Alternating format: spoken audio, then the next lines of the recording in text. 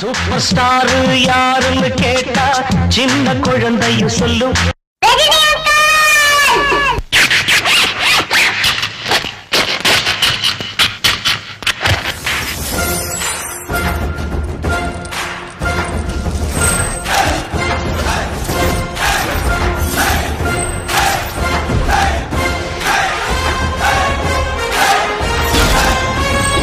அற்புதமா நடிச்சு நடுப்புல ராஜான் பேர் வாங்கி காட்டு.